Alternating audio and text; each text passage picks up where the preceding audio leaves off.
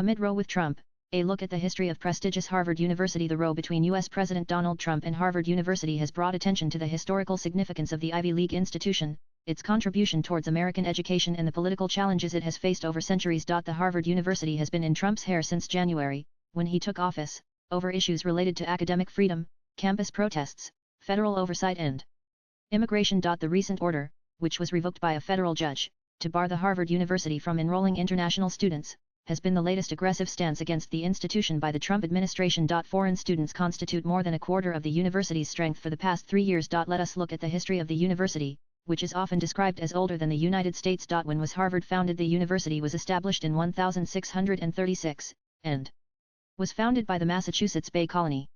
It was named after John Harvard, a Puritan minister who's bequeathed his library and half his estate to lay the foundation for the college. Initially focused on training clergy, the college evolved into a broader liberal arts institution by the 18th century, educating early American leaders like John Adams. Class of 1755, the second U.S. president. How the institution faced political pressures. By 19th century, Harvard expanded to establishing academic schools like the Harvard Law 1817 and Harvard Medical School 1782.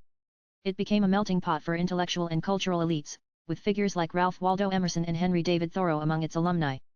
The university's endowment grew, laying the foundation for its financial strength, though it remained tied to traditional hierarchies. Under president like Charles W. Eliot 1869-1909, Harvard transformed into a modern research university, stressing on the value of meritocracy, sciences, and elective curricula. It navigated tensions during national crises, such as World War II, when federal partnerships for research funding began, a practice now central to the Trump dispute. The 20th century also saw Harvard's global influence grow, with alumni including 8 U.S. presidents: John Adams, John Quincy Adams, Theodore Roosevelt, Franklin D. Roosevelt, John F. Kennedy, George W. Bush, Barack Obama, and Rutherford B. Hayes. Post-World War II, the institution faced federal pressure to comply with civil rights and gender equity mandates in the 1970s, agreeing to race and gender targets and oversight, as noted in a 2025 post by Harvard Club. It provided financial aid, launched initiatives like the Radcliffe Institute under President Drew Faust 2007-2018, and co-founded edX with MIT for online learning.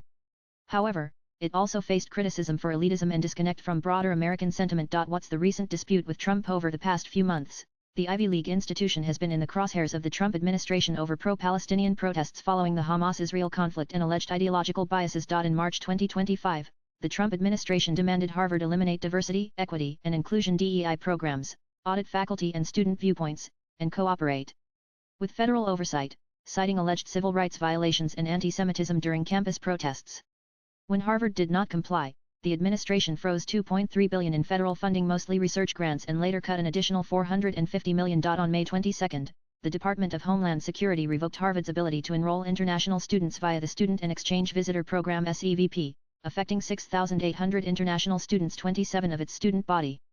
A federal judge temporarily blocked this action following a lawsuit filed by Harvard. In response, Harvard's president Alan Garber called Trump's action an attack on academic freedom, arguing they violate Harvard's First Amendment rights and exceed federal authority. On April 14, Harvard sued the administration in federal court, calling the funding freeze arbitrary and capricious.